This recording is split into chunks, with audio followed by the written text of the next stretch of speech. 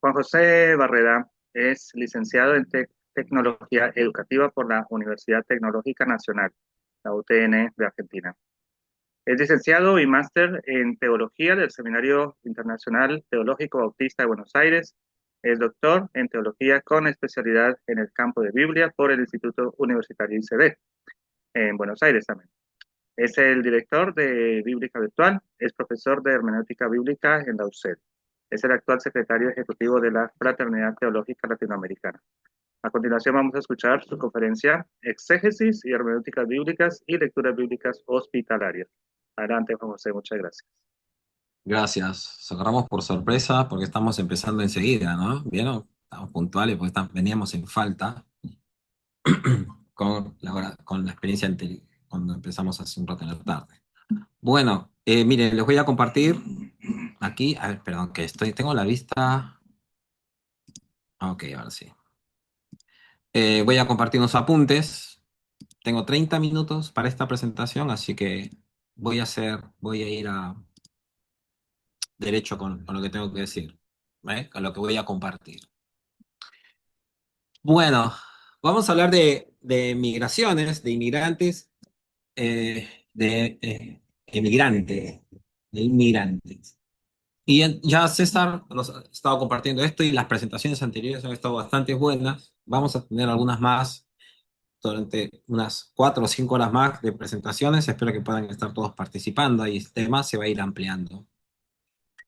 Hay varias cosas que trae consigo el tema de migración y una de las perspectivas que quisiera tratar es la perspectiva bíblica. Pero no voy a hablar de lo que dice la Biblia sobre los inmigrantes, porque eso en un espacio como el FTL, imagino que ya lo tenemos bastante oído y tratado de diferentes lados, sino que yo voy a conversar sobre algunas perspectivas con las que trabajamos esos temas. Así que me parece que un aporte que puedo hacer es de este lugar. La famosa frase o la frase tan usada de la Biblia dice, es una expresión usada que, sin embargo, presenta una serie de generalidades injustas. Por un lado, atropella el hecho que se trata de escritos, la Biblia, se trata de escritos compuestos en diversos contextos, con diversos puntos de vista, algunos opuestos, y que requieren que sean tenidos en cuenta desde la diversidad y desde el diálogo. Es decir, yo creo que aunque hay textos que reflejan bastante intolerancia al diálogo justamente y a la diversidad, me parece que el espíritu del Nuevo Testamentario de Jesús es justamente existe diálogo solamente desde la asunción de la diversidad. ¿Eh? Si no, se trata de monólogos o de imposiciones. En ese sentido, la mirada sobre los extranjeros e inmigrantes es una cuando se trata de israelitas, hay que verlo así, como en la historia del Éxodo. Pero no es igual cuando se trata de una concubina esclava como Agar, egipcia, o de esposas extranjeras repudiadas, como en Esdras y Nehemías. Esos textos también están en las Escrituras y también refieren a inmigrantes y al trato que hay, la concepción que hay sobre ellas y sobre ellos. Me parece que es vital para hablar de las escrituras, entonces, no caer en las generalidades, sino de observar las particularidades que hay y la diversidad que hay a veces de puntos de vista o de concepciones sobre los inmigrantes o los extranjeros. Entonces, la exégesis y la hermenéutica bíblica han estado también condicionados por el temor a ser acusados de antisemitas, y todos aquellos que incursionan en Sagrada Escritura eh, lo han, posiblemente lo han percibido. Es decir, hay preguntas que no se pueden hacer, hay temáticas que se tiene mucho temor de abordarse y que, curiosamente, ante los eventos actuales tan desastrosos que estamos viviendo como humanidad, creo que nos estamos animando nuevamente a hacer algunas preguntas, con el riesgo, sí, también de ir a extremos, pero bueno, los extremos también los definen ciertos consensos. Entonces, muchas cosas se silencian por temor a recibir acusaciones, por ejemplo, de ser desde los sionistas o de evangélicos fundamentalistas. Hay cosas que ya no se pueden hablar en el campo de la exégesis y de la hermenéutica bíblica. Están ahí censurados en nombre de la cordura, en nombre de de otras miradas. En son de una exégesis dialogante, cabría preguntarle, por ejemplo, y acá voy a apelar a su misericordia, ¿eh? Cabría preguntarle a Faraón o a algunos egipcios, ¿qué ven en la población israelita, ¿no? En su pueblo, para considerarlos potenciales aliados de sus enemigos en una guerra?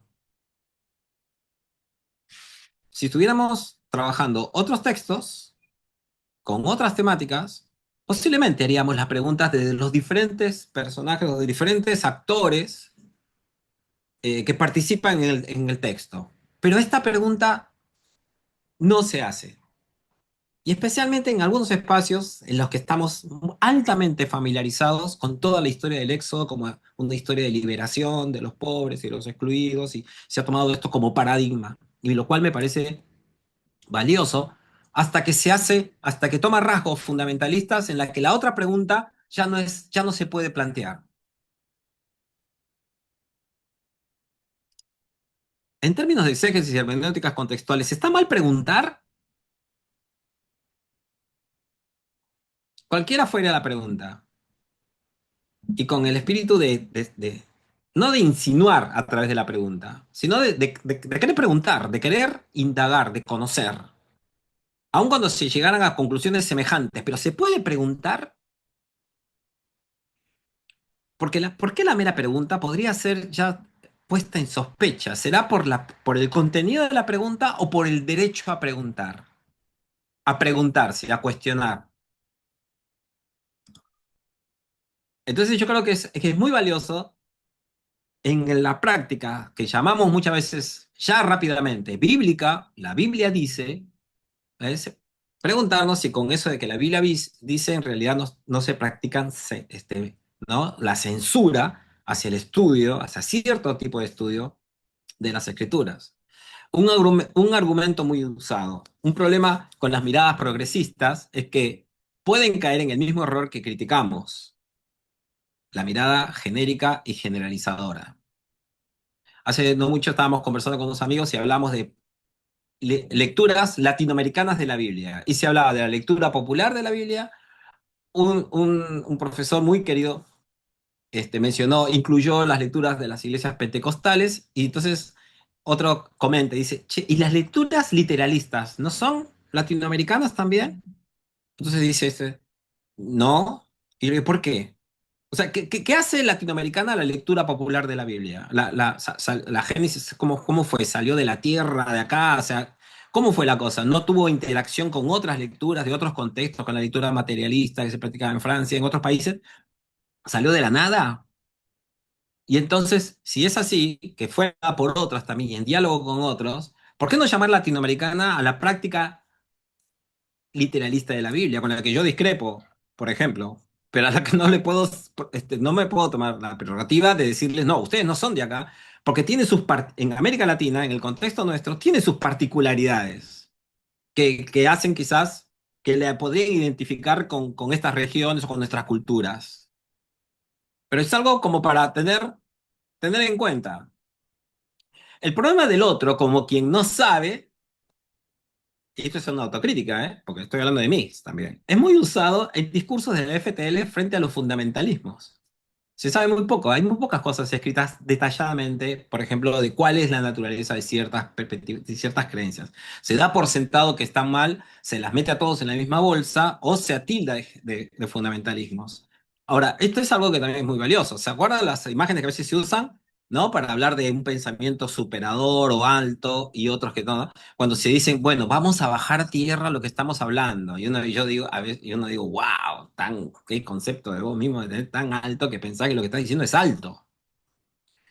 O cuando hablamos, ¿no? De hacerlo sencillo, o a ciertas expresiones que reflejan una mirada, un toque de superioridad sobre otros, que a veces queremos desconocer, y que yo creo que no existe, que no debiera de existir, pero que a veces, más allá de que lo sea tangiblemente o no, a veces se siente. Y es quizás la distancia que a veces se piensa entre lo que se habla realmente de hacer una teología contextual o hablar de una teología desde la praxis y una que busca que ser contextual porque todavía sigue siendo dicótoma en gran manera como es la de la misión integral. Pero lo cierto es que hay pasajes que leídos contextualmente reflejan visiones del ser humano que pueden entenderse hoy como discriminatorios, pero quizás en su época reflejaban la visión del ser humano. Y esto no lo digo para justificarlo, pero en Qumran, por ejemplo, hay textos de los que se habla muy poco y esto yo creo que hay un poquito de escozor cuando se va a hablar de ello, porque hablan, por ejemplo, que el tamaño de la nariz, la forma del cuerpo y todo va a caracterizar a una persona virtuosa. Esos textos, uno busca los libros y de esos textos se ha estudiado muy poco y se habla muy poco. Y sin embargo reflejaban una concepción y miradas sobre el ser humano que rayan bastante con otras miradas que vimos nosotros y que justificaron genocidios. Entonces, el tema no solamente es leer el pasaje bíblico correctamente, sino asumir que las perspectivas que encontramos en las escrituras sobre la migración son bastante complejas.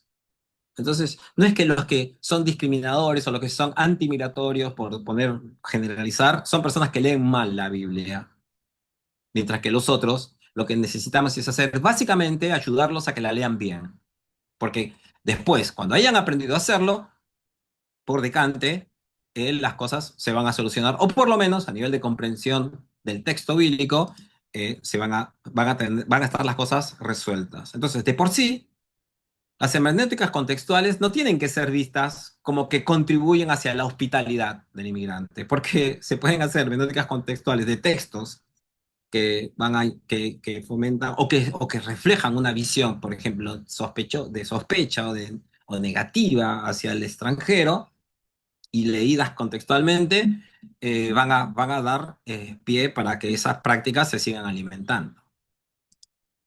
Todavía está en el quehacer teológico la decisión sobre cómo lidiar con los textos bíblicos contrapuestos. Por eso es que no basta con decir la Biblia dice, porque no es la Biblia la que está diciendo solamente, sino que hay que asumir que cuando leemos la Biblia estamos haciendo un proceso de exégesis hermenéutico, pero también teológico. Y entonces no se puede leer las escrituras, y esto yo creo que está claro en un espacio como el FTL, sin asumir la responsabilidad del quehacer teológico interdisciplinario, transdisciplinario, y en el que entran en juego, al leer las escrituras, otras áreas del conocimiento, otras fuentes de conocimiento, otros intereses, otras búsquedas, que no siempre son explicitadas y que a veces las escondemos con el que la Biblia dice.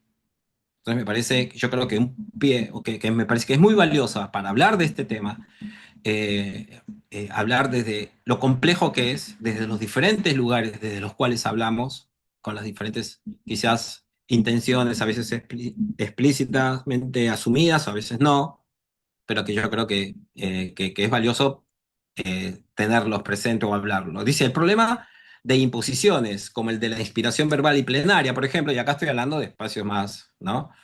Eh, es que quieren violentar al texto bíblico. O sea, no puede hacerse una afirmación como esa sin violentarlo. Entonces, y también imponen una comprensión de la migración rígida, como lo es el método, en la concepción verbal y plenaria, rígida, y funcional a los círculos que ostentan el poder. O sea, al ser acrítico, al no poder cuestionar el status quo, claro, uno queda expuesto a quien el que tenga más fuerza, el que domina, sea el que imponga su visión. Entonces nos vamos a encontrar con que el conservadurismo va a estar siempre va a ser natural, de alguna manera, no natural, a ver, lo voy a decir, por decante, va a traer consigo muchas posibilidades de de tener leyes o de apoyar prácticas no solamente antimigratorias, sino discriminadoras hacia aquellos que no forman parte de eso que se llama pueblo, nación o nosotros. Pero explicitar entonces desacuerdos y tensiones en las escrituras también debe llevarnos a ver qué exégesis y qué hermenéuticas practicamos. Entonces ya no dialogar solamente lo que la Biblia dice, sino de dialogar y cómo nosotros hemos llegado a esas conclusiones, qué procesos de interpretación, qué información sobre los textos, contamos y cuál es la que usamos, qué selección de información estamos usando para poder hablar de cómo leemos la Biblia o qué es lo que las escrituras dicen. Por ejemplo, preguntarnos, y esto ya les digo, como cristianos creo que debe estar presente, ¿cómo leemos el Antiguo Testamento los cristianos?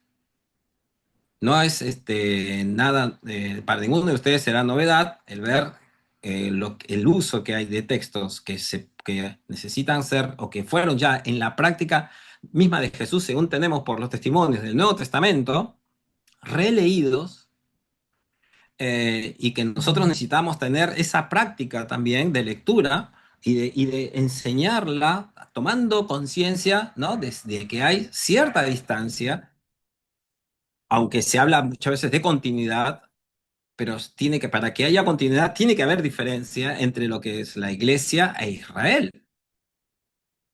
Ya les digo, en muchos espacios esta frase puede tomarse como antisemita, pero marcar diferencias no es necesariamente estar en contra de.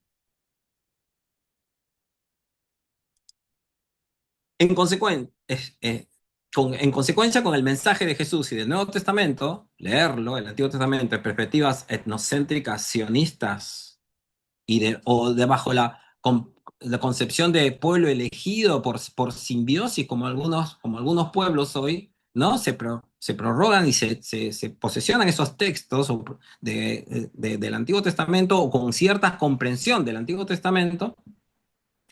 ¿Es consecuente con Jesús?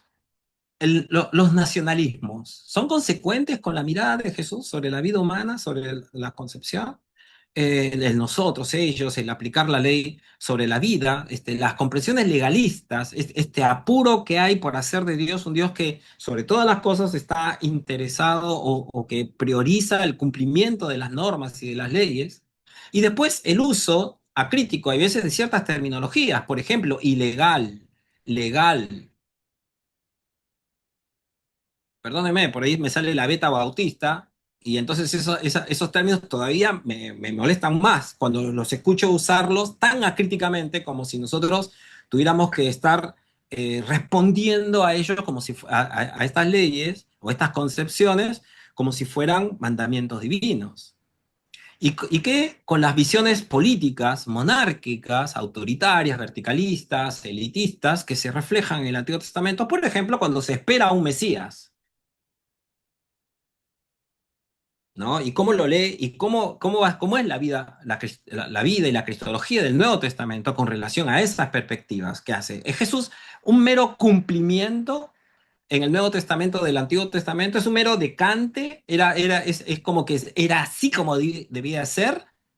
¿O hay una práctica de libertad, de discernimiento? Él se despoja de algunas visiones, no solamente de las interpretaciones de los textos, sino de textos, y él desarrolla todavía una visión y la iglesia cristiana también sobre su persona y sobre lo que se entiende como ser seguidores y seguidoras de Jesús.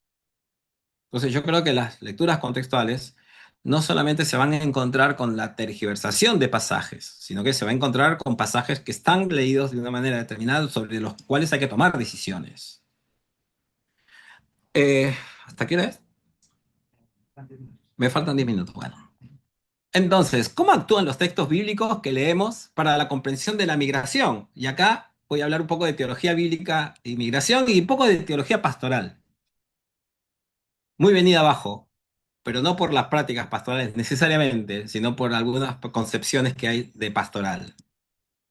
Yo creo que esa es una pregunta que hay que hacerse. Los textos reflejan funcionalmente el diálogo, ¿no es cierto? Hay un tal Bachtin, Mijail Bachtin, perdón, que habla, ¿no? Sobre los métodos dialogicistas o hablando de los textos como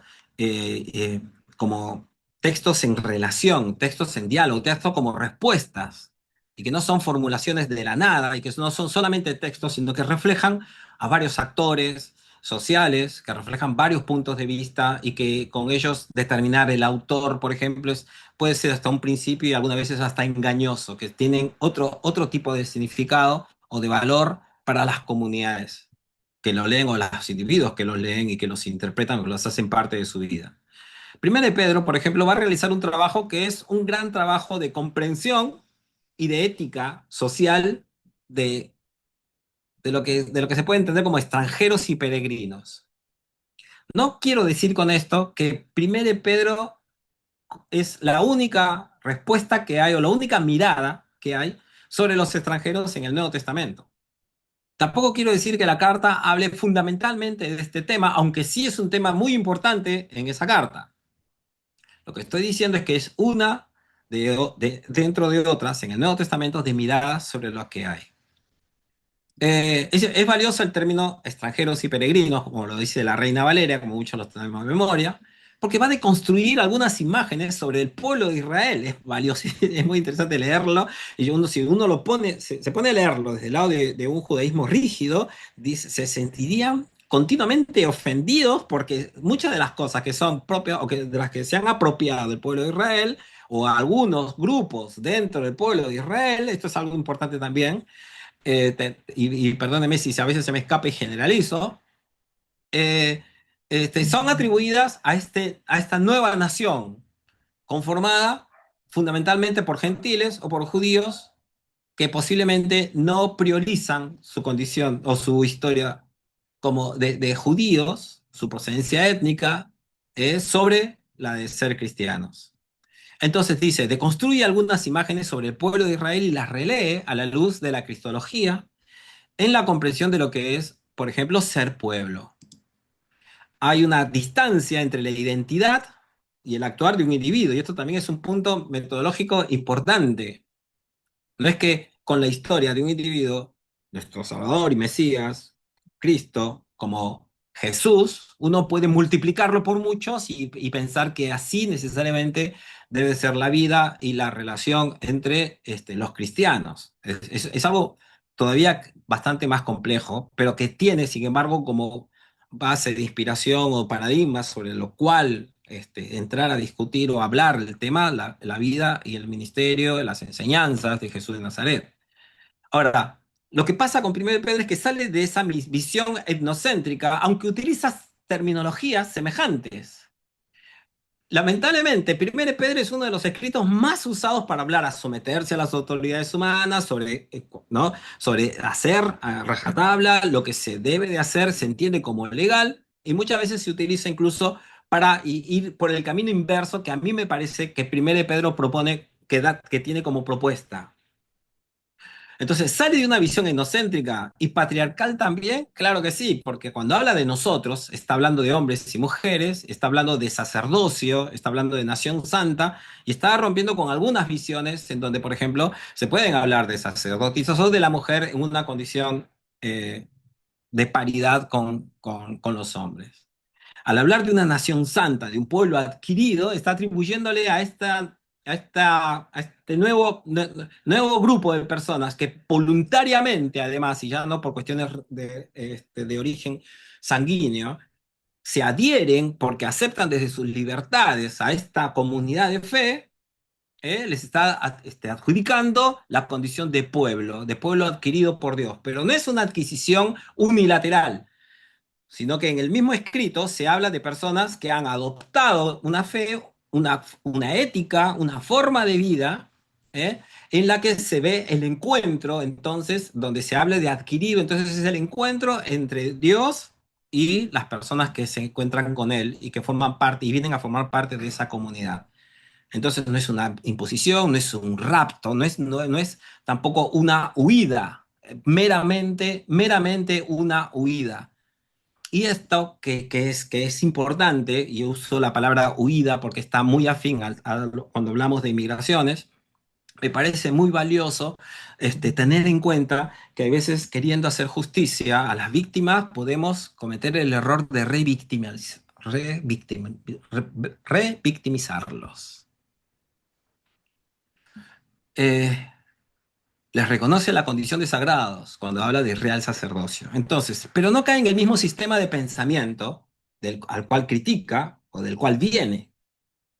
Y esto es algo que me parece también importante, porque no cae en el nosotros en realidad somos el verdadero Israel, o nosotros somos los verdaderos pueblos de Dios y al final terminamos haciéndonos política, socialmente, teológicamente, Lo que hacemos es raptar, robarle al otro su identidad o lo que consideraba propio y único, exclusivo, para luego terminar haciendo básicamente lo mismo. No sucede eso.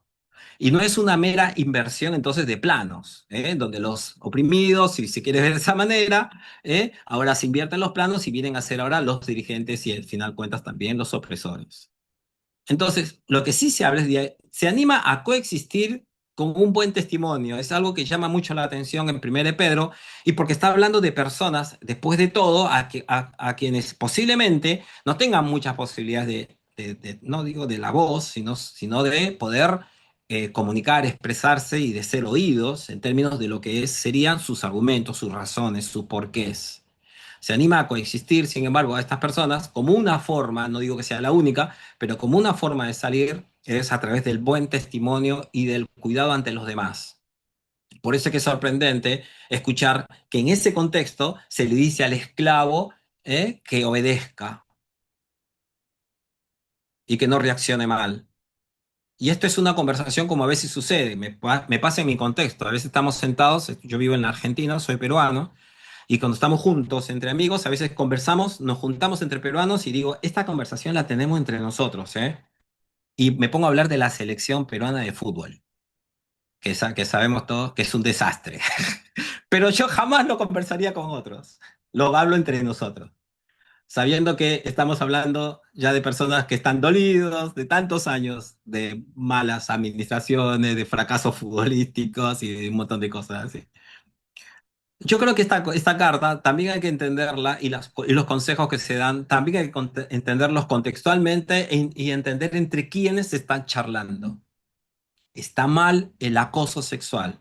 Está mal, es un pecado perverso las violaciones. Pero cuando estamos entre nosotros, le damos consejos a nuestras hijas sobre a veces cómo están vestidas, no porque no tengan el derecho de vestirse como se visten, sino porque a veces, sabiendo la exposición a la que están en un mundo tan perverso como el que vivimos, pueden estar más vulnerables a ciertas situaciones, en ciertos contextos particulares, o a nuestros hijos, cuando les decimos también sobre su vestimenta, sobre cómo ir, cómo andar, cómo vivir. No, no todo consejo, entonces, tiene que ver con el ideal más alto que tenemos. A veces nos encontramos con situaciones puntuales porque se trata, al final de todo, haz de cuentas, de epístolas destinadas a comunidades determinadas en contextos determinados. Y aunque quizás la ilustración que he usado hace un ratito puede levantar ciertas preguntas, quiero que se entienda que la contextualidad tiene eso como requerimiento y es el hecho de saber ser entendido también en su mundo, en su época, y a veces también desde una lectura que puede estar abierta hacia la discrepancia. No busca que sea absoluta y eterna en todos los contextos y en todas las épocas. Entonces, contribuye a una toma de conciencia, me parece la carta, de lo que es teológicamente ser extranjeros y peregrinos también. Y es algo muy importante que a veces no está. A mí me preocupa mucho la victimización del inmigrante, porque obvia sus capacidades, porque hace a un lado también sus potenciales, sus virtudes, cuando se lleva a un extremo. Estoy hablando de victimización. No estoy diciendo que no hayan víctimas y que no se sea víctima de muchas cosas, ¿eh? Pero hablo de a veces de ciertas tendencias, de ciertas miradas rosas o románticas que hay. Me queda un minuto. Entonces, las sugerencias y consejos sobre la coexistencia se deben de leer en clave de interpretación pastoral. Y esta es una práctica de hermenéutica bíblica que hay que eh, ponderar. Mientras sigamos viendo la pastoral como una labor orientada hacia el cuidado, yo te cuido a vos que no sabes nada, que no podés, individualista, el cuidado pastoral como una labor de uno a uno, ¿no? Y con soluciones divinas, bueno, terminaré orando por vos, no sé qué decirte, pero bueno, voy a orar y como yo soy el pastor, se te va a solucionar la cosa. Vamos a responder mal al testimonio de Jesús y del Nuevo Testamento. Sin embargo, una pastoral política y social, o con implicancia política y social, pueden ser personales, pero no por eso individualistas. Y debe de trabajar también una mirada inter y transdisciplinaria y teológicamente consecuente, creo yo, con Jesús. Y acá estoy tirando propuestas, nada más porque estoy terminando, pero no cae en el mismo sistema de pensamiento que tienen tendencias que obvian este tipo de miradas. Es decir, pastoralista no significa obvio, no significa tierno, no significa no académico. Pastoralista significa que tiene como objetivo no solamente la mera declamación de lo que está mal, sino que la búsqueda de las soluciones, sino que también la participación, el involucramiento en el transformar la realidad. Pero no cualquier transformación de la realidad, sino que una que tenga que ver consecuentemente con el espíritu de Jesús, que no incentivó como prioridad, creo yo, algunos dirán en ningún caso, hacia la violencia, hacia el otro, pero que sí puso como ponderó como prioridad, creo yo, el cuidado de los demás. Entonces, no caer en el nosotros, somos los verdaderos, me parece que es sumamente valioso, a nivel de lenguaje también, y de problematizar lo que nosotros mismos vivimos como experiencias de interpretación bíblica. Esto ya lo había dicho. Entonces, cuando se dice que se anima al buen testimonio y al cuidado ante los demás, está desafiando a aquellas personas quizás que se pueden entender como postergadas o vistas como en un segundo plano, como personas que sí tienen, que son agentes, que son personas capaces, empoderadas por Dios, ese real sacerdocio, esa nación santa, ese pueblo de Dios, y que lo suyo no es una condición de que, bueno, no me queda otra y lo hago así. Entonces, hablemos de inculturación. Preguntémonos, pastoralmente, desde una interpretación bíblica, ¿qué hago yo? 30 años viviendo en un país al que todavía sigo sin conocer y en el que todavía sigo relacionándome como extranjero. Como pregunta, como pregunta, hablemos de iglesias étnicas, latinas, étnicas, en las que ahora ser latino se ha hecho toda una masa, ahora todos supuestamente, lo cual no es, pero todos somos muy parecidos, somos iguales, hacemos una generalización. Y ahora resulta, porque estamos en un contexto diferente, generalizamos al otro grupo también al que a veces llamamos blanco, cuando hay tanta diversidad también entre ellos. Y esto no lo estoy diciendo otra vez para hablar de políticas, pero sí por lo menos para empezar a discernir la temática.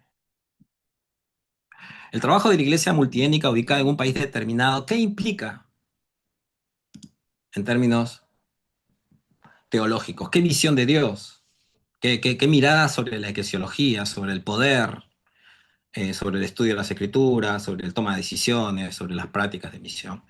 Bueno, yo creo que son cosas que me parece que una hermenéutica bíblica que responda un poco más a lo que las escrituras reflejan, creo que nos ayudarían a desarrollar.